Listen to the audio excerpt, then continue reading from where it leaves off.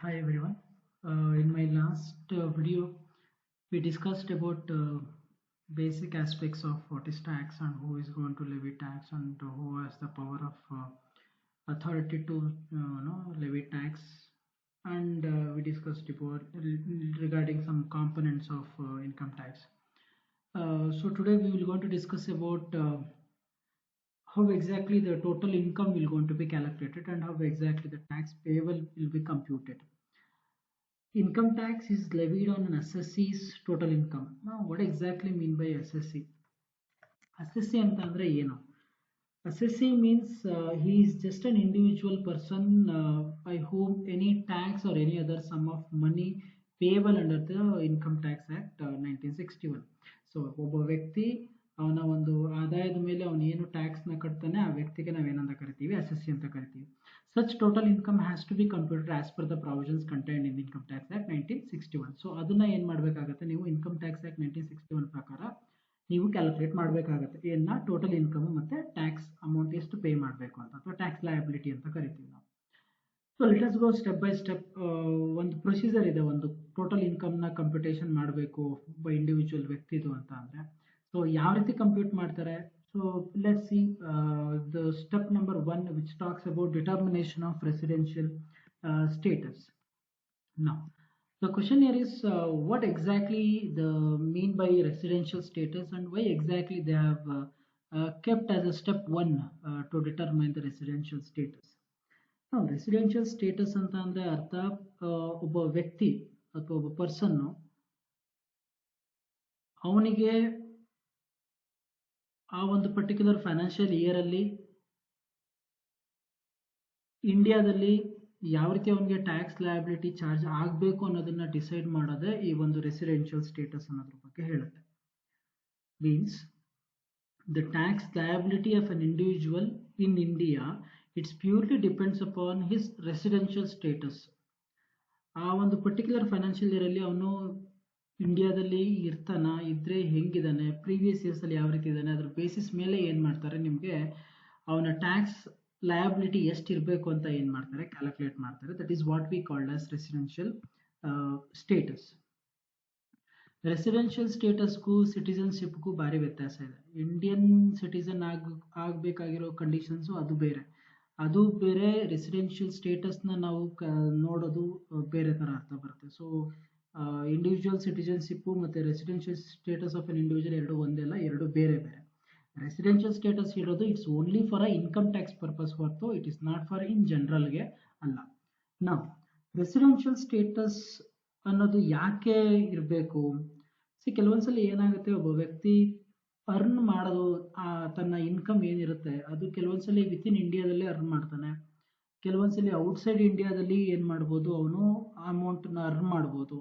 ಈ ತರ ಮಾಡಿದಾಗ ಸೊ ಅವನಿಗೆ ಯಾವ ಇನ್ಕಮ್ ನ ನಾವು ಟ್ಯಾಕ್ಸ್ ಲಯಬಿಲಿಟಿಗೆ ಕನ್ಸಿಡರ್ ಮಾಡಬೇಕು ಅನ್ನೋ ಒಂದು ಕ್ವಶನ್ ಬರುತ್ತೆ. ಸೊ ಆ ಒಂದು ಪರ್ಟಿಕ್ಯುಲರ್ ಟೈಮ್ ಅಲ್ಲಿ ಸೊ ಈ ಒಂದು ರೆಸಿಡೆನ್ಷಿಯಲ್ ಸ್ಟೇಟಸ್ ನ ಏನ್ ಮಾಡ್ಬೇಕಾಗುತ್ತೆ ಡಿಟರ್ಮೈನ್ ಮಾಡ್ಬೇಕಾಗುತ್ತೆ.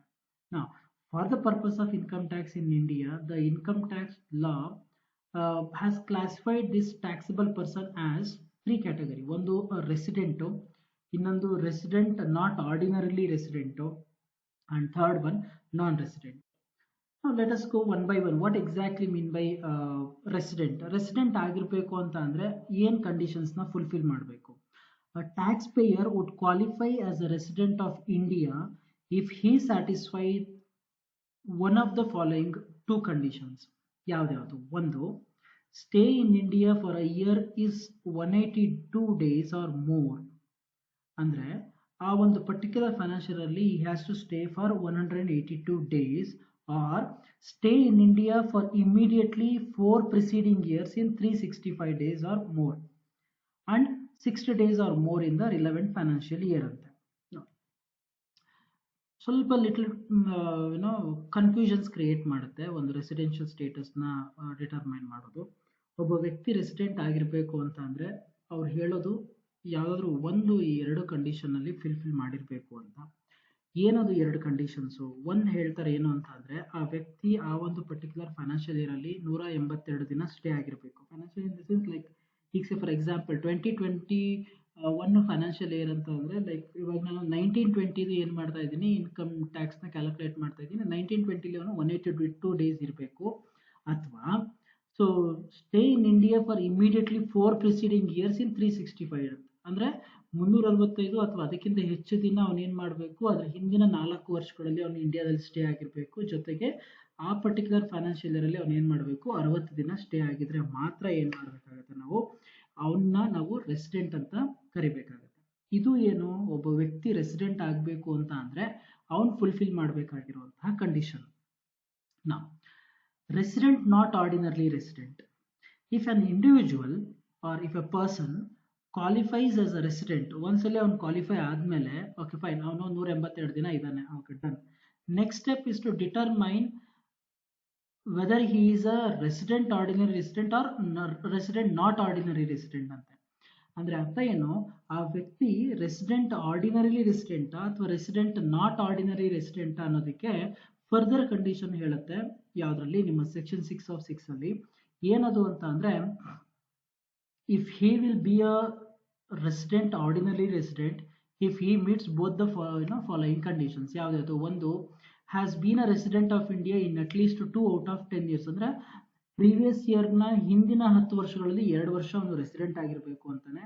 ಮತ್ತಿನ್ನೊಂದು, has stayed in India for at least 730 days in 7 immediately preceding years. ಅಂದರೆ 1920 ಬಿಟ್ಟು 1819 ಇಂದ ಹಿಂದಿನ 7 ವರ್ಷ ಅವನೇನು ಮಾಡಿರಬೇಕು, 730 ದಿನ ಏನು ಮಾಡಿರಬೇಕು, ಅವನು ಸ್ಟೇ ಮಾಡಿರಬೇಕು. ಈ ಎರಡು ಕಂಡೀಷನ್ನ ಫುಲ್ಫಿಲ್ ಆಗಿದ್ರೆ ಮಾತ್ರ ಅವನ್ನ ನಾವೇನಂತ ಕರಿತೀವಿ, ಸೊ ರೆಸಿಡೆಂಟ್ ಆರ್ಡಿನರಿಲಿ ರೆಸಿಡೆಂಟ್ ಅಂತ ಕರಿತೀವಿ. ಅಕಸ್ಮಾತ್ ಅವನು ಆಗಿಲ್ಲ, ಯಾವ್ದಾದ್ರು ಒಂದು ಕಂಡೀಷನ್ ಅವನು ಸ್ಯಾಟಿಸ್ಫೈ ಮಾಡಿಲ್ಲ ಅಂತ ಆದ್ರೆ ಅವನ್ನ ನಾವೇನಂತ ಕರಿತೀವಿ, ರೆಸಿಡೆಂಟ್ ನಾಟ್ ಆರ್ಡಿನರಿಲಿ ರೆಸಿಡೆಂಟ್ ಅಂತ. ಸರ್, ಈ ರೆಸಿಡೆಂಟ್ ಆರ್ಡಿನರಿ ರೆಸಿಡೆಂಟು ಮತ್ತು ರೆಸಿಡೆಂಟ್ ನಾಟ್ ಆರ್ಡಿನರಿ ರೆಸಿಡೆಂಟು ಇದ್ರ ಅವಶ್ಯಕತೆ ಏನು, ಏನಕ್ಕೋಸ್ಕರ ಇಟ್ಕೊಂಡಿರಬೇಕು? ಫಾರ್ ಎಕ್ಸಾಂಪಲ್, ಈಗ ಫೈನಾನ್ಷಿಯಲ್ ಇಯರ್ 2020-21 ಅಲ್ಲಿ a citizen of India or a person of Indian origin who leaves India for employment outside India, ಹೊರದೇಶಕ್ಕೆ ಹೋಗ್ತಾನೆ ಏನೋ ಒಂದು ಎಂಪ್ಲಾಯ್ಮೆಂಟ್ ಆಪ್ಷನ್ ಇಟ್ಕೊಂಡು, ಅವನು India during the year will be a resident and ordinary resident if he stays in India for an aggregate period of 180 days more ante. This condition will apply only if his total income exceeds rupees 15 lakh ante. Okay fine. So ತುಂಬಾ detail in depth ಆಗಿ ಹೋಗೋ ಅವಶ್ಯಕತೆ ಇಲ್ಲ.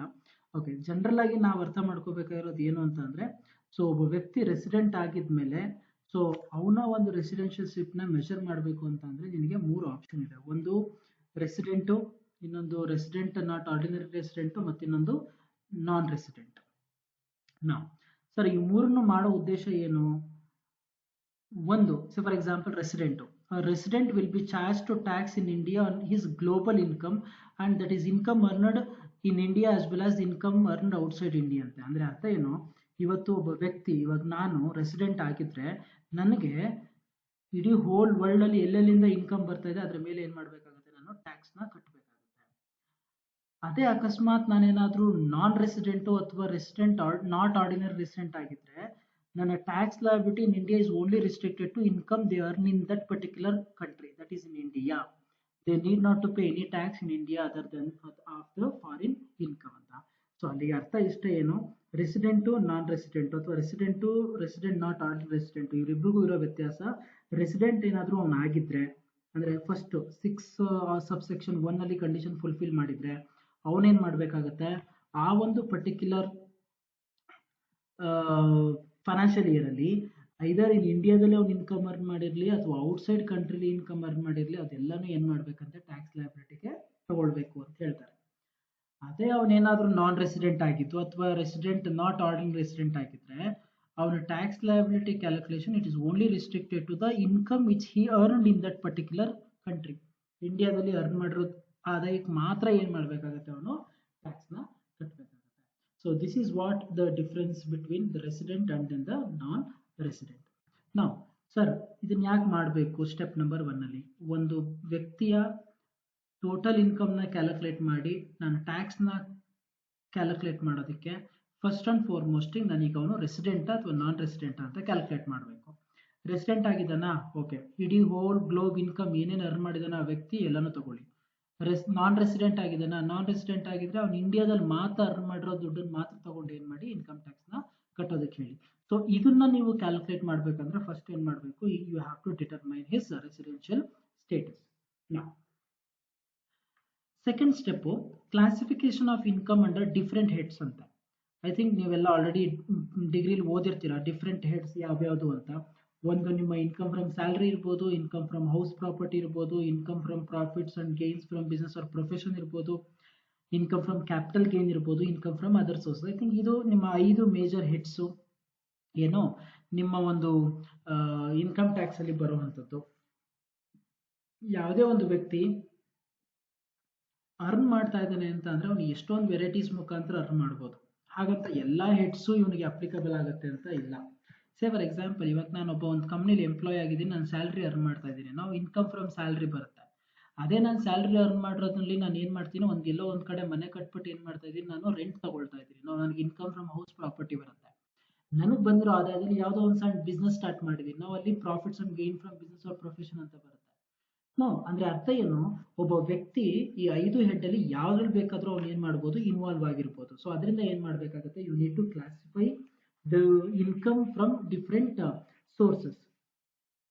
So ಈ ತರ ಒಂದು heads of income ನ ಏನ್ ಮಾಡ್ಬೇಕಾಗುತ್ತೆ, ನೀವು ಕ್ಲಾಸಿಫೈ ಮಾಡ್ಬೇಕಾಗುತ್ತೆ. ಸೊ ಅದರಲ್ಲಿ ನಿಮ್ಗೆಲ್ಲ ಗೊತ್ತಿದೆ, ಒಂದು ಇನ್ಕಮ್ ಫ್ರಮ್ ಸ್ಯಾಲ್ರಿ ಬಂದು ಏನು, ಒಂದು ಸ್ಯಾಲ್ರಿ ಅರ್ನ್ ಮಾಡ್ತಿರ್ಬೋದು, ಅಥವಾ ಅದರಿಂದ ಬರುವಂತಹ ಅಡಿಷನಲ್ ಬೆನಿಫಿಟ್ಸ್ ಗಳು ಏನೇನು ಬರ್ತಾ ಇದೆ ಅದನ್ನೆಲ್ಲರೂ ನಾವು ಕಲೆಕ್ಟ್ ಮಾಡ್ಕೊಂಡು ಅದ್ರ ಮೇಲೆ ಏನ್ ಮಾಡ್ತೀವಿ, ನಾವು ಒಂದು ಸ್ಲ್ಯಾಬ್ ರೇಟ್ ಇರುತ್ತೆ. ಐ ಥಿಂಕ್ ಅದನ್ನ ಲಾಸ್ಟ್ ಎಂಡ್ ಅಲ್ಲಿ ತೋರಿಸ್ತೀನಿ. ಅದ್ರ ಮುಖಾಂತರ ಏನ್ ಮಾಡ್ತೀರಾ, ನೀವು ಟ್ಯಾಕ್ಸ್ ನ ಕಟ್ತೀರಾ. ಯಾವುದು, income from salary. Income from house property, ನೀವೇನಾದ್ರೂ ಒಂದು ಮನೆ ಕಟ್ಕೊಂಡು ಅಲ್ಲಿ ನೀವು ರೆಂಟ್ಗೆ ಅಂತ ಕೊಡ್ತಾ ಇದ್ರೆ, ಯಾರಿಗಾದ್ರೂ ಟೆನೆಂಟ್ಸ್ಗಳು ಕೊಡ್ತಿದ್ರೆ ಅವರಿಂದ ಬರ್ತಿರೋಂಥ ಅರ್ನಿಂಗ್ಸ್ ಮೇಲೆ ಏನ್ ಮಾಡ್ತೀರಾ, ನೀವು ಟ್ಯಾಕ್ಸ್ ನ ಕಟ್ತೀರಾ. That is what income from house property. ನಾ ಯಾವ್ದಾದ್ರು ಒಂದು ಬಿಸ್ನೆಸ್ ನ ಸ್ಟಾರ್ಟ್ ಮಾಡಿದ್ರೆ ನೀವು ಅದರಿಂದ ಬರ್ತಿರೋಂಥ earnings, it may be dividend, it may be bonus, it may be like profit ಇರ್ಬೋದು. ಸೊ ಇದೆಲ್ಲದ್ರ ಮೇಲೂ ಏನ್ ಮಾಡ್ಬೇಕಾಗುತ್ತೆ, ನೀವು ಟ್ಯಾಕ್ಸ್ ಕಟ್ಟಬೇಕಾಗುತ್ತೆ. That is what the income from business or profession. Then ಕೆಲವೊಂದು ಕ್ಯಾಪಿಟಲ್ ಅಸೆಟ್ಗಳನ್ನ ಸೇಲ್ ಮಾಡಿದ್ರೆ, ಫಾರ್ ಎಕ್ಸಾಂಪಲ್ ನನ್ನ ಹತ್ರ ಯಾವುದೋ ಒಂದು ಪರ್ಟಿಕ್ಯುಲರ್ ಕಂಪನಿ ಇದೆ, ಅಲ್ಲಿ ನನ್ನ ಹತ್ರ ಫರ್ನಿಚರ್, ಮಿಷನರಿ, ಇದನ್ನೆಲ್ಲ ನಾನು ಏನ್ ಮಾಡ್ತಾ ಇದ್ದೀನಿ, ಸೇಲ್ ಮಾಡ್ತಾ ಇದ್ದೀನಿ ಕ್ಯಾಪಿಟಲ್ ಅಸೆಟ್ ನ. ಇದರಿಂದ ಬಂದಿರುವಂತಹ ಪ್ರಾಫಿಟ್ ಮೇಲೂ ನಾನು ಏನ್ ಮಾಡ್ಬೇಕಾಗುತ್ತೆ, ಟ್ಯಾಕ್ಸ್ ನ ಕಟ್ಟಬೇಕಾಗುತ್ತೆ. That is what income from capital gain. Then income from other sources, ಇದೆಲ್ಲಾನು ಬಿಟ್ಟು ಬೇರೆ ಇನ್ಯಾವುದರ ರೀತಿಲಾದ್ರೂ ನಾನೇನಾದ್ರೂ ಅರ್ನ್ ಮಾಡ್ತಾ ಇದ್ರೆ, for example lottery tickets, races, horse riding, ಇಂಥ ಆಕ್ಟಿವಿಟೀಸ್ಗಳ ಮುಖಾಂತರ ನಾನು ಏನಾದರೂ ಅರ್ನಿಂಗ್ಸ್ ಮಾಡ್ತಾ ಇದ್ರೆ ಅದ್ರ ಮೇಲೂ ನಾನು ಏನ್ ಮಾಡ್ಬೇಕಾಗುತ್ತೆ, ಟ್ಯಾಕ್ಸ್ ನ ಕಟ್ಟಬೇಕಾಗುತ್ತೆ. ಸೊ ಅದು ಬಂದು ಇನ್ಕಮ್ ಫ್ರಮ್ ಅದರ್ ಸೋರ್ಸಸ್ ಅಲ್ಲಿ ಬರುತ್ತೆ. ಇವು 5 ಏನೋ ನಾವೇನಂತ ಕರೆಯೋದು classification of income under different heads. ನಾನು ರೆಸಿಡೆಂಟ್ ಆಗಿದ್ದೀನಿ, ಓಕೆ. ಸೊ ನನಗೆ ಎಲ್ಲೆಲ್ಲಿ ಇನ್ಕಮ್ ಬರುತ್ತೋ ಅದನ್ನೆಲ್ಲ ನಾನು ಏನ್ ಮಾಡಬೇಕು, ಕ್ಯಾಲ್ಕುಲೇಟ್ ಮಾಡ್ಕೋಬೇಕು. ಟೋಟಲ್ ಇನ್ಕಮ್ ಕ್ಯಾಲ್ಕುಲೇಟ್ ಮಾಡಿ ಅದ್ರ ಮೇಲೆ ಟ್ಯಾಕ್ಸ್ ಪೇ ಮಾಡಬೇಕು. Step number 1. ಸ್ಟೆಪ್ ನಂಬರ್ 2, ನಾನು ಇನ್ಕಮ್ ಫ್ರಮ್ ಸ್ಯಾಲರಿಯಿಂದ ಮಾತ್ರ ಅರ್ನ್ ಮಾಡ್ತಾ ಇದ್ದೀನ, ಇನ್ಕಮ್ ಫ್ರಮ್ ಹೌಸ್ ಪ್ರಾಪರ್ಟಿಯಿಂದ ಅರ್ನ್ ಮಾಡ್ತಾ ಇದ್ದೀನ, ಬಿಸ್ನೆಸ್ ಆರ್ ಪ್ರೊಫೆಷನ್ ಮಾಡ್ತಾ ಇದ್ದೀನ. ಸೊ ಇದನ್ನೆಲ್ಲನೂ ಏನ್ ಮಾಡ್ಬೇಕಾಗುತ್ತೆ, ನಾನು ಕ್ಯಾಲ್ಕುಲೇಟ್ ಮಾಡಿ ಇಟ್ಕೊಳ್ಬೇಕಾಗುತ್ತೆ. That is what the step number 2. Step number 3, computation of income under each head ಅಂತ. ಒಂದೊಂದ್ರಲ್ಲೂ ನೀವು ಏನ್ ಮಾಡ್ಬೇಕಾಗತ್ತೆ, ನೀವು ಇನ್ಕಮ್ ನ ಕ್ಯಾಲ್ಕುಲೇಟ್ ಮಾಡ್ಬೇಕಾಗತ್ತೆ. ಈ ಕ್ಯಾಲ್ಕುಲೇಟ್ ಮಾಡಬೇಕಾದಾಗ 2 ವಿಚಾರಗಳು ಚೆನ್ನಾಗಿ ಜ್ಞಾಪಕ ಇಟ್ಕೋಬೇಕು. ಅದನ್ನ ನಾನು ಮುಂದೆ ಮಾತಾಡ್ತಾನೆ ಇರ್ತೀನಿ. ನಾವು ಏನದು, ಒಂದು ಎಕ್ಸಂಪ್ಷನ್ ಮತ್ತು ಇನ್ನೊಂದು ಡಿಡಕ್ಷನ್ಸ್. ನಾವು ಎಕ್ಸಂಪ್ಷನ್ಸ್ಗಳು ಬಂದು ಏನಾಗುತ್ತೆ, ಕೆಲವೊಂದ್ಸಲಿ ಕೆಲವೊಂದು ಇನ್ಕಮ್ಸ್ಗಳು ನಾವು ಏನಂತ ಕರಿತೀವಿ, ಎಕ್ಸಂಪ್ಟ್ ಮಾಡ್ತೀವಿ. ಅಂದ್ರೆ ನಮ್ಮ ಆದಾಯದಲ್ಲಿ ಅದನ್ನ ತೆಗೆದು ನಾವೇನ್ ಮಾಡ್ತೀವಿ, ಟ್ಯಾಕ್ಸ್ ನ ಕಟ್ತೀವಿ. For example agricultural income, agricultural income which is not at all taxable sources, taxable source ಅಲ್ವೇ ಅಲ್ಲ ಇದು. ಸೊ ಇಂಥ ಸಮಯದಲ್ಲಿ ಏನ್ ಮಾಡ್ತೀನಿ ನಾನು, ಈ ಒಂದು ಏನು ಅಗ್ರಿಕಲ್ಚರ್ ಇನ್ಕಮ್ ಬಂದ ಏನ್ ದುಡ್ಡು ಬಂದಿರುತ್ತೆ ಅದನ್ನ ನಾನು ಏನ್ ಮಾಡ್ಬೋದು, ಎಕ್ಸಂಪ್ಷನ್ ಮಾಡ್ಬೋದು. ಅದ್ರ ಮೇಲೆ ನಾನು ಟ್ಯಾಕ್ಸ್ ಕಟ್ಟೋ ಹಾಗಿಲ್ಲ. ಹಾಗೇನೆ ಕೆಲವೊಂದು ಪಾರ್ಷಿಯಲಿ ಎಕ್ಸಾಮ್ಟ್ ಇರುತ್ತೆ. Like for example house rent allowance ಇರ್ಬೋದು, ಎಜುಕೇಶನ್ ಅಲೋಯನ್ಸ್ ಇರ್ಬೋದು. ಈ ತರ ಕೆಲವೊಂದು ಅಲೋಯನ್ಸಸ್ಗಳು ನನಗೆ ಏನ್ ಮಾಡ್ತೀನಿ, ನಾನು exempt up to certain limit ತನಕ ನಾನು ಏನ್ ಮಾಡ್ತೀನಿ, ಎಕ್ಸಾಮ್ಷನ್ ನ ಕೊಡ್ತೀನಿ. So that is what you have to do under exemptions when you are computing the income under different heads. ಇದಾದ್ಮೇಲೆ ನಿಮಗೆ ಜೊತೆಗೆ ಡಿಡಕ್ಷನ್ಸ್ ಅಂತ ಬರುತ್ತೆ. ಸೊ ಕೆಲವೊಂದ್ಸಲಿ ನಿಮ್ಗೆ ಕೆಲವೊಂದು ಅಲೋಯನ್ಸಸ್ ಅಥವಾ ಕೆಲವೊಂದು ಡಿಡಕ್ಷನ್ಸ್ಗಳು ಏನ್ ಮಾಡ್ತಾ ಹೋಗುತ್ತೆ ಬರುತ್ತೆ. ಸೊ ಫಾರ್ ಎಕ್ಸಾಂಪಲ್ ಇವಾಗ ಹೌಸ್ ಪ್ರಾಪರ್ಟಿ ಇನ್ಕಮ್ ಆದ್ರೆ ನಿಮಗೆ municipal tax, interest on loan, ಇವೆಲ್ಲವೂ ನಿಮ್ಗೆ ಏನಿದೆ ಡಿಡಕ್ಷನ್ಸ್ಗೆ ಅವೈಲಬಿಲಿಟಿ ಇದೆ. ಸೊ ಇಂಥ ಡಿಡಕ್ಷನ್ಸ್ಗಳನ್ನ ನೀವು ತಗೊಂಡು ಏನ್ ಮಾಡ್ತೀರಾ, income tax in total income ನ ಏನ್ ಮಾಡ್ತೀರಾ ಕ್ಯಾಲ್ಕುಲೇಟ್ ಮಾಡ್ತೀರಾ. ಇದು ಸ್ಟೆಪ್ ನಂಬರ್ 3. ಸ್ಟೆಪ್ 1 ಏನು ಮಾಡಿದೆ, ರೆಸಿಡೆನ್ಷಿಯಲ್ ಸ್ಟೇಟಸ್ ಕ್ಯಾಲ್ಕುಲೇಟ್ ಮಾಡಿದೆ. ಸ್ಟೆಪ್ ನಂಬರ್ 2 ಬಂದು ನನ್ನಲ್ಲಿ ಯಾವ್ಯಾವ ಡಿಫ್ರೆಂಟ್ ಸೋರ್ಸ್ ಆಫ್ ಇನ್ಕಮ್ ಬರುತ್ತೋ, ಹೆಡ್ಸ್ ಆಫ್ ಇನ್ಕಮ್ ಬರುತ್ತೋ ಅದೆಲ್ಲದ್ರಿಂದ ನಾನು ಏನು ಮಾಡಿದೆ, ಇನ್ಕಮ್ನ ಕ್ಯಾಲ್ಕುಲೇಟ್ ಮಾಡಿದೆ. ಸ್ಟೆಪ್ ನಂಬರ್ 3 ಬಂದು ಏನು ಮಾಡ್ತಾ ಇದ್ದೀನಿ, ನಾನು ಎಕ್ಸಾಮ್ಷನ್ಸ್ ಡಿಡಕ್ಷನ್ಸ್ಗಳನ್ನ ತಗೊಂಡು ಏನು ಮಾಡ್ತಾ ಇದ್ದೀನಿ, ನಾನು ಇನ್ಕಮ್ ಫ್ರಮ್ ಈಚ್ ಹೆಡ್ನ ನಾನು ಏನು ಮಾಡ್ತೀನಿ ಕ್ಯಾಲ್ಕುಲೇಟ್ ಮಾಡ್ಕೊಳ್ತಾ ಇದ್ದೀನಿ. Step number 4, ಕ್ಲಬ್ಬಿಂಗ್ of income of spouse, minor child etcetera. So ಕೆಲವೊಂದ್ಸಲ ಏನು ಮಾಡ್ತಾರೆ, ಇಂಡಿವಿಜುವಲ್ ಪರ್ಸನ್ನು ತನ್ನ ಟ್ಯಾಕ್ಸ್ನ ಅವಾಯ್ಡ್ ಮಾಡ್ಕೋಬೇಕು ಅನ್ನೋ ಒಂದು ಉದ್ದೇಶದಿಂದ ತನ್ನ ಒಂದು ಆದಾಯನ ಏನು ಮಾಡ್ತಾನೆ, ಡೈವರ್ಟ್ ಮಾಡ್ತಾನೆ. It may be to the spouse or it may be to the minor child. ಏನೋ ಇಂಟೆನ್ಷನ್ ಇಷ್ಟೇನೆ, ಏನು ಅಂತ ಅಂದ್ರೆ ನನ್ನ ಒಂದು ಟ್ಯಾಕ್ಸ್ನ ಆದಷ್ಟು ನಾನು ರೆಡ್ಯೂಸ್ ಮಾಡ್ಕೋಬೇಕು ಅನ್ನೋ ಒಂದು ಇಂಟೆನ್ಷನ್ ಇಟ್ಕೊಂಡು ಆ ಕೆಲಸ ಎಲ್ಲಿ ನಡೆಯುತ್ತೆ ಅಂತ ಅಂದ್ರೆ ಈ ಕ್ಲಬ್ಬಿಂಗ್ of income of spouse, minor child. So ಇದರಲ್ಲಿ ಏನಾಗುತ್ತೆ, ನಿಮ್ಮ ಒಂದು ಅಮೌಂಟನ್ನ ಏನು ಮಾಡ್ತೀರಾ ಡೈವರ್ಟ್ ಮಾಡಿ ನಿಮ್ಮ ಒಂದು ಸೋರ್ಸಸ್ ಆಫ್ ಇನ್ಕಮ್ ಏನಿದೆ ಅದನ್ನ ರೆಡ್ಯೂಸ್ ಮಾಡ್ಕೊಳ್ತೀರಾ. ರೆಡ್ಯೂಸ್ ಮಾಡಿದಾಗ ಏನಾಗುತ್ತೆ, ಆಟೋಮೆಟಿಕ್ ಆಗಿ ನಿಮ್ಮ ಟ್ಯಾಕ್ಸ್ ಲಯಬಿಲಿಟಿ ಏನಾಗುತ್ತೆ, ಕಡಿಮೆ ಆಗುತ್ತೆ. This is step number 4. Step number 5, set off or carry forward and set off losses. ಕೆಲವೊಂದ್ಸಲ ಏನಾಗುತ್ತೆ, ಆಸ್ ಅನ್ ಅಸೆಸ್ಸಿ ಅಥವಾ as a person, as an individual, ನನಗೆ ಏನಾಗ್ತಾ ಇದೆ, ನನಗೆ ಡಿಫ್ರೆಂಟ್ ಹೆಡ್ಸ್ ಇಂದ ನನಗೆ ಏನಾಗ್ತಾ ಇದೆ, ಆದಾಯ ಬರ್ತಾ ಇದೆ. ಇನ್ಕಮ್ ಫ್ರಮ್ ಸ್ಯಾಲರಿ ಇರ್ಬೋದು, ಇನ್ಕಮ್ ಫ್ರಮ್ ಹೌಸ್ ಪ್ರಾಪರ್ಟಿ ಇರ್ಬೋದು, income from what you called profit from business or profession ಇರ್ಬೋದು. ಈ ತರ ಬರಬೇಕಾದಾಗ ನನಗೇನಾಗುತ್ತೆ, ಯಾವುದೋ ಒಂದರಲ್ಲಿ ಲಾಭ ಆಗುತ್ತೆ, ಯಾವುದೋ ಒಂದರಲ್ಲಿ ಲಾಸ್ ಆಗುತ್ತೆ. ಇಂಥ ಸಮಯಗಳಲ್ಲಿ ನಾನು ಏನು ಮಾಡಬೇಕಾಗುತ್ತೆ, ನಾನು ಈ ಸೆಟ್ ಆಫ್ ಮತ್ತೆ ಕ್ಯಾರಿ ಫಾರ್ವರ್ಡ್ ಅನ್ನೋ ಕಾನ್ಸೆಪ್ಟ್ ಇಟ್ಕೊಳ್ಬೇಕಾಗುತ್ತೆ. ಸೊ ಸಿಂಪಲ್ ಆಗಿ ಒಂದು ಎಕ್ಸಾಂಪಲ್ ಹೇಳಬೇಕು ಅಂತ ಅಂದ್ರೆ, ಫಾರ್ ಎಕ್ಸಾಂಪಲ್ ನನ್ನ ಹತ್ರ 2 ಬಿಸ್ನೆಸ್ ಇದೆ ಅನ್ಕೊಳ್ಳಿ. ಒಂದು ಟೆಕ್ಸ್ಟೈಲ್ ಬಿಸ್ನೆಸ್ ಇದೆ, ಇನ್ನೊಂದು ಯಾವುದೋ ಒಂದು ಪ್ರಿಂಟಿಂಗ್ ಬಿಸ್ನೆಸ್ ಇದೆ ಅಂತ.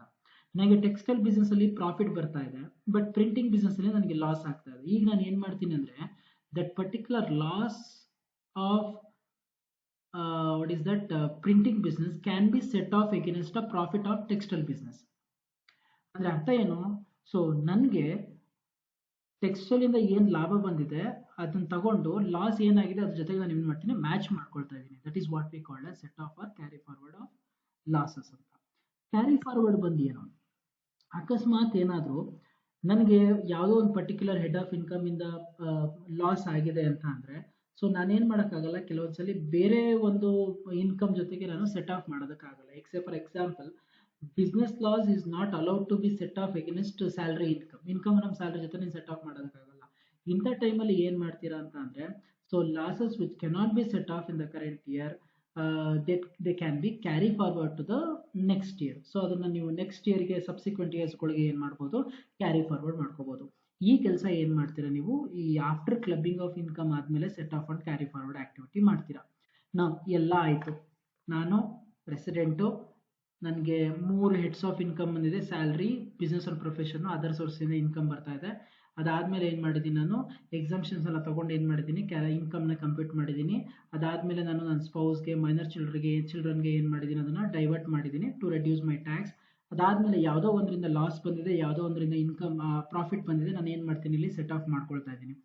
ಎಲ್ಲ ಆದ್ಮೇಲೆ ನೀವೇನ್ ಮಾಡ್ತೀರಿ, ಲಾಸ್ಟ್ ಅಲ್ಲಿ ಗ್ರಾಸ್ ಟೋಟಲ್ ಇನ್ಕಮ್ ನ ಕ್ಯಾಲ್ಕುಲೇಟ್ ಮಾಡ್ಕೊಳ್ತೀರಾ.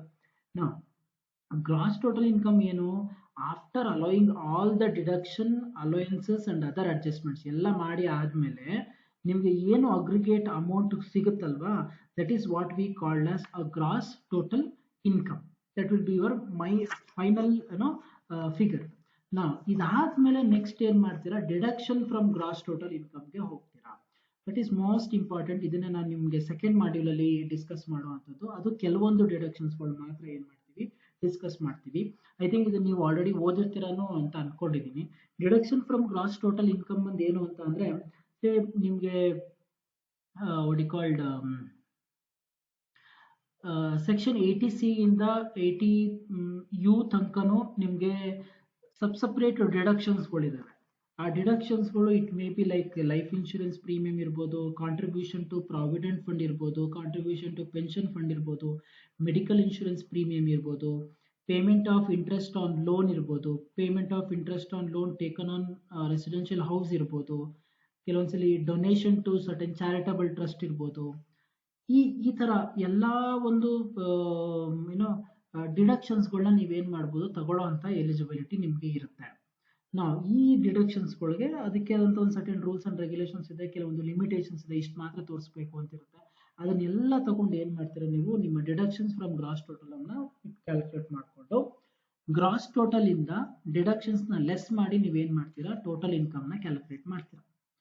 ಸೊ ಇದು ನಿಮ್ಮ ಏನು, ನಿಮ್ಮ ಫೈನಲ್ ಟಚ್ ಅಪ್ ಕೊಡುವಂಥದ್ದು ನಿಮ್ಮ ಟೋಟಲ್ ಇನ್ಕಮ್ ಅಥವಾ ನೆಟ್ ಇನ್ಕಮ್ ನ ಕ್ಯಾಲ್ಕುಲೇಟ್ ಮಾಡಬೇಕಾದಾಗ. So that will be your final value which you will going to arrive for that particular financial year. Step 8 ಅಲ್ಲಿ ಏನು ಅಮೌಂಟ್ ಬರುತ್ತೋ ಅದೇ ನಿಮ್ಮ ಅಮೌಂಟು ಆ ಒಂದು ಪರ್ಟಿಕ್ಯುಲರ್ ಪ್ರೀವಿಯಸ್ ಇಯರ್ ಅಥವಾ ಆ ಒಂದು ಪರ್ಟಿಕ್ಯುಲರ್ ಫೈನಾನ್ಷಿಯಲ್ ಇಯರ್ ಅಲ್ಲಿ ನೀವು ಅರ್ನ್ ಮಾಡಿರುವಂತಹ ದುಡ್ಡು. ನಾವು ಇದನ್ನ ನೀವೇನ್ ಮಾಡ್ತೀರಾ, ಈ ಟೋಟಲ್ ಇನ್ಕಮ್ ನ ಕ್ಯಾಲ್ಕುಲೇಟ್ ಮಾಡ್ಕೊಳ್ತೀರಾ. ನಾವು ಈ ಟೋಟಲ್ ಇನ್ಕಮ್ ನ ಕ್ಯಾಲ್ಕುಲೇಟ್ ಆದ್ಮೇಲೆನೆ ನೆಕ್ಸ್ಟ್ ಬರುವಂತದ್ದು ನಿಮ್ಮ ಟ್ಯಾಕ್ಸ್ ನ ಕಟ್ಟುವಂಥದ್ದು. ನಾನಿಲ್ಲಿ ನಿಮ್ಗೆ ಏನ್ ಟೋಟಲ್ ಇನ್ಕಮ್ ಅಂತ ಹೇಳಿದ್ನಲ್ಲ, ಸ್ಟೆಪ್ ನಂಬರ್ 8 ಗೆ ಸ್ಟಾಪ್ ಆಗುತ್ತೆ. ಯಾವುದು, ಟೋಟಲ್ ಇನ್ಕಮ್. ಇದಾದ್ಮೇಲೆ ಬರೋದು ಏನು, ನಿಮ್ಮ ಟ್ಯಾಕ್ಸ್ ಪೇಯಬಲ್. ನಾವು ಟ್ಯಾಕ್ಸ್ ಪೇಯಬಲ್ ನ ನೀವು ಮಾಡಬೇಕಾದಾಗ ಅಥವಾ ಟ್ಯಾಕ್ಸ್ ಕಟ್ಟಬೇಕಾದಾಗ ಸರ್ ಎಷ್ಟು ಪರ್ಸೆಂಟೇಜ್ ಅಲ್ಲಿ ನೀವು ಟ್ಯಾಕ್ಸ್ ನ ಕಟ್ಟಬೇಕು, ಯಾವ ರೇಟ್ ಅಲ್ಲಿ ಕಟ್ಟಬೇಕು, ಈ ರೇಟ್ ಆಫ್ ಟ್ಯಾಕ್ಸ್ಗಳನ್ನೆಲ್ಲ ನಾನು ನಿಮ್ಮ ಲಾಸ್ಟ್ ಸ್ಲೈಡ್ ಅಲ್ಲಿ ನಾನು ಡಿಸ್ಕಸ್ ಮಾಡ್ತೀನಿ ನಾನು. ಬಟ್ ಸುಮ್ಮನೆ ಒಂದು ಜನರಲ್ ಆಗಿ ಏನ್ ಮಾಡ್ತೀನಿ, ಈ ಸ್ಟೆಪ್ ನಂಬರ್ 9 ಅನ್ನ ಎಕ್ಸ್ಪ್ಲೈನ್ ಮಾಡ್ಬಿಡ್ತೀನಿ.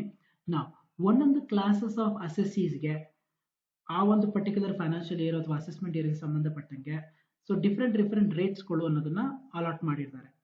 ಏನು, ಇಂಡಿವಿಜುವಲ್ಗೆ ರೇಟ್ ಬೇರೆ, HUFಗೆ ಬೇರೆ, AOPಗೆ ಬೇರೆ, ಆರ್ಟಿಫಿಷಿಯಲ್ ಜುಡಿಷಿಯಲ್ ಪರ್ಸನ್ಗೆ ಬೇರೆ, ಕಂಪ್ನಿಗೆ ಬೇರೆ, ಟ್ಯಾಕ್ಸ್ ರೇಟ್ ಏನಾಗಿರುತ್ತೆ ಡಿಫರ್ಸ್ ಇರುತ್ತೆ.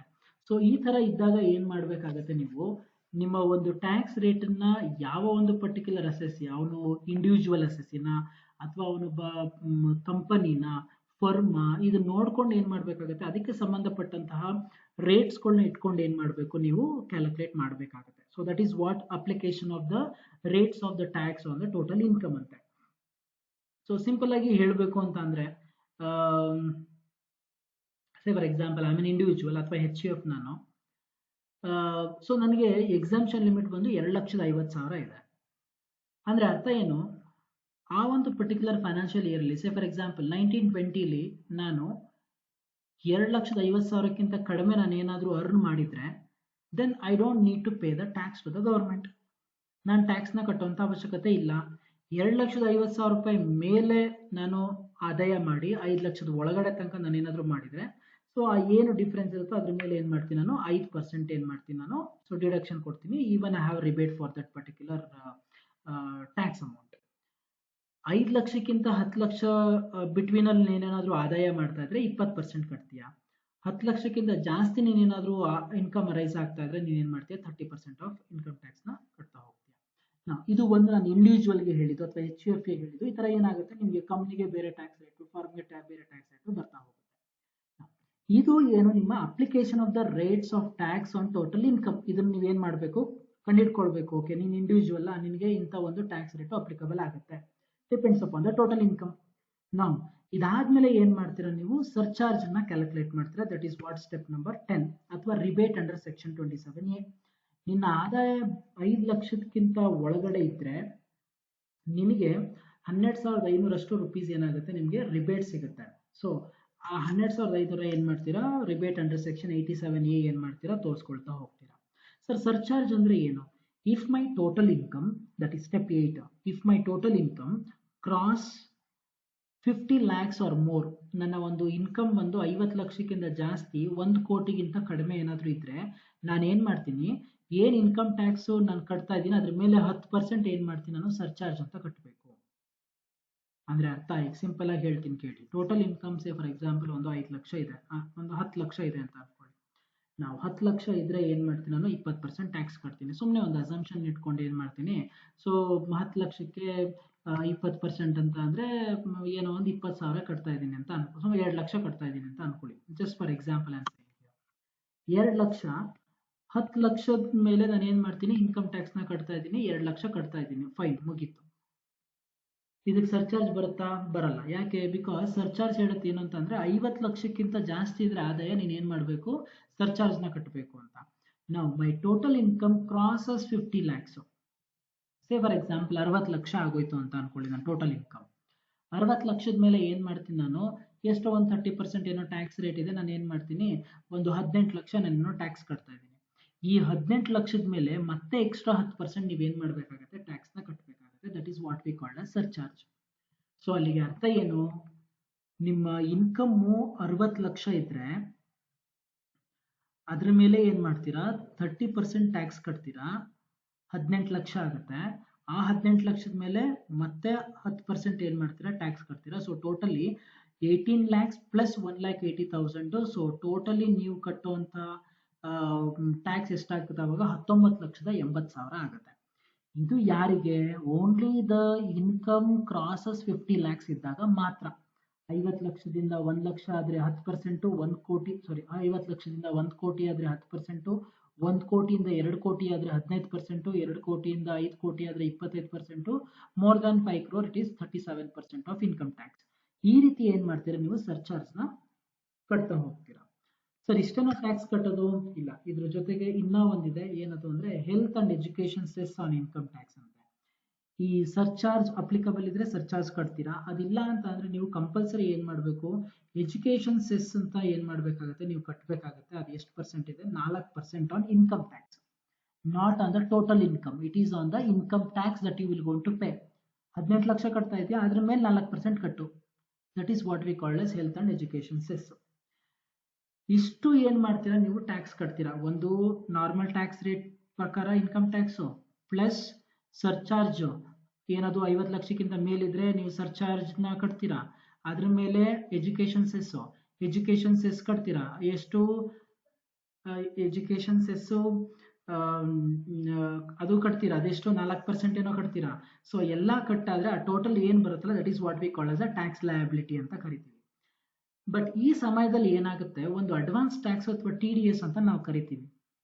ಅಂದ್ರೆ ಒಂದು ಫೈನಾನ್ಷಿಯಲ್ ಇಯರ್ ಆದ್ಮೇಲೆ ನಾನು ಟೋಟಲ್ ಇನ್ಕಮ್ನ ಕ್ಯಾಲ್ಕುಲೇಟ್ ಮಾಡಿ ನಾನು ಟ್ಯಾಕ್ಸ್ನ ಕಟ್ಟೋದ್ರ ಬದಲು ನಾನು ಏನು ಮಾಡ್ತೀನಿ ಅಂತ ಅಂದ್ರೆ, ಮುಂಚೆನೆ ತಿಂಗಳ ನಾನು ಏನು ಮಾಡ್ಕೊಳ್ತೀನಿ, ಸ್ವಲ್ಪ ಟ್ಯಾಕ್ಸ್ನ ನಾನು ಅವಾಗವಾಗಲೇ ಕಟ್ಕೊಳ್ತಾ ಇದ್ದೀನಿ. That is what we call as TDS, tax deducted source. ಕಂಪನೀಸ್ಗಳು ಏನು ಮಾಡ್ತಾರೆ, ಅಡ್ವಾನ್ಸ್ ಟ್ಯಾಕ್ಸ್ ಅಂತ ಪೇ ಮಾಡ್ತಾರೆ. ಅದನ್ನ ನಾನು ಮುಂದೆ ಎಕ್ಸ್ಪ್ಲೇನ್ ಮಾಡ್ತೀನಿ ಯಾವ ರೀತಿ ಅಡ್ವಾನ್ಸ್ ಟ್ಯಾಕ್ಸ್ನ ಪೇ ಮಾಡ್ತಾರೆ ಅಂತ. ಈ ತರ ಪೇ ಏನಾದರೂ ಮಾಡಿದ್ರೆ ಆಕ್ಚುಯಲ್ ಟ್ಯಾಕ್ಸ್ ಲಯಬಿಲಿಟಿ ಏನು ಅಡ್ವಾನ್ಸ್ ಟ್ಯಾಕ್ಸ್ ಅಥವಾ TDS ಕಟ್ ಆಗಿದೆ, ಆ ಬ್ಯಾಲೆನ್ಸ್ನ ಏನು ಮಾಡ್ತೀನಿ, ನಾನು ಟ್ಯಾಕ್ಸ್ ಆಗಿ ಪೇ ಮಾಡ್ತೀನಿ. ನಾವು ಎಕ್ಸಾಂಪಲ್ ತಗೋಣ. ನಿಮ್ಮ application of step 9, step 10, step 11 ಈ 3 ಸ್ಟೆಪ್ ಸೇರಿಸಿ ಸೇ for example 1 lakh tax liability ಬಂತು ಅಂತ ಅನ್ಕೊಳ್ಳಿ. ಸ್ಟೆಪ್ 12 ಏನು ಹೇಳುತ್ತೆ, ಅಡ್ವಾನ್ಸ್ ಟ್ಯಾಕ್ಸ್ ನಾನು ಆಲ್ರೆಡಿ ಪೇ ಮಾಡಿದ್ದೀನಿ ಅಥವಾ TDS ನೀನು ಆಲ್ರೆಡಿ ಡಿಡಕ್ಟ್ ಆಗಿದೆ. ಸೇ ಫಾರ್ ಎಕ್ಸಾಂಪಲ್ ಒಂದು 80,000 ಏನು ಮಾಡಿದ್ದೀರಾ, ನೀವು ಟ್ಯಾಕ್ಸ್ನ ಆಲ್ರೆಡಿ ಕಟ್ಬಿಟ್ಟಿದ್ದೀರಾ. ನಾವು 1 ಲಕ್ಷ ಕಟ್ಟಬೇಕಾಗಿತ್ತು, 80,000 ಆಲ್ರೆಡಿ ಕಟ್ಟಿದ್ದೀರಾ. ಇನ್ನು 20,000 ಏನು ಮಾಡಬೇಕು, ನೀವು ಕಟ್ಟಬೇಕು. That is what we called us step number 13, tax payable. ಅಕಸ್ಮಾತ್ 1 ಲಕ್ಷ ನೀವು ಕಟ್ಟಬೇಕು, ಬಟ್ ಆದ್ರೆ ನೀವು 1,20,000 ಕಟ್ಟಿದ್ದೀರಾ, ನಾವು ಜಾಸ್ತಿ ಕಟ್ಟಿದ್ದೀರಾ, 20,000 ಏನು ಮಾಡ್ತೀರಾ, ರೀಫಂಡ್ ಮಾಡ್ಕೊಳ್ತೀರಾ. This is what we call as tax payable and tax refundable. So ಇಷ್ಟು ಕೆಲಸ ಮಾಡಬೇಕಾಗತ್ತೆ ಒಬ್ಬ ವ್ಯಕ್ತಿ ತನ್ನ ಬರುವಂತಹ ಇನ್ಕಮ್ನ ಕ್ಯಾಲ್ಕುಲೇಟ್ ಮಾಡೋದ್ರಿಂದ ಹಿಡಿದು ಟ್ಯಾಕ್ಸ್ನ ಗೌರ್ಮೆಂಟ್ಗೆ ಕಟ್ಟಿರೋದ್ರಿಂದ ಹಿಡಿದು ರೀಫಂಡ್ ತಗೋಬೇಕಾ ಅಥವಾ ಪೇ ಮಾಡಬೇಕಾ ಅಂತ. ಇಷ್ಟು ಸ್ಟೆಪ್ 13 ನಾವು ನೀಟಾಗಿ ಅರ್ಥ ಮಾಡ್ಕೊಂಡ್ರೆ, so that's will be the final touch saying that okay, so I will be able to understand what exactly the income tax is and how exactly the income tax will be computed as per the income tax act 1961. Hope ನಾನು ಇವತ್ತಿನ ಕ್ಲಾಸಲ್ಲಿ ಮಾತಾಡಿರುವಂತಹ step number 1 ಇಂದ step number 13 ತನಕ ಎಲ್ಲ ಅರ್ಥ ಆಗಿದೆ ಅಂತ ಅನ್ಕೊಂಡಿದ್ದೀನಿ. ಸ್ಟೆಪ್ ನಂಬರ್ 1 ಇಂದ ಸ್ಟೆಪ್ ನಂಬರ್ 8 ತನಕ which purely talks about total ಇನ್ಕಮ್ನ ಕ್ಯಾಲ್ಕುಲೇಟ್ ಮಾಡೋದ್ರ ಬಗ್ಗೆ. ಸ್ಟೆಪ್ 9 ಇಂದ ಸ್ಟೆಪ್ 11 ತನಕ ಟ್ಯಾಕ್ಸ್ ಲಯಬಿಲಿಟಿ ಎಷ್ಟು ಕಟ್ಟಬೇಕು ಅನ್ನೋದ್ರ ಬಗ್ಗೆ. ಸ್ಟೆಪ್ 12 ಆಲ್ರೆಡಿ ಕಟ್ಟಿದ್ದೀರಾ, ಎಷ್ಟು ಕಟ್ಟಿದ್ದೀರಾ. ಸ್ಟೆಪ್ ನಂಬರ್ 13 ಇನ್ನ ಎಕ್ಸ್ಟ್ರಾ ಕಟ್ಟಬೇಕಾ ಅಥವಾ ನೀವು ಕಟ್ಟಿರೋದ್ರಿಂದ ರೀಫಂಡ್ ತಗೊಳ್ಬೇಕಾ ಅಂತ.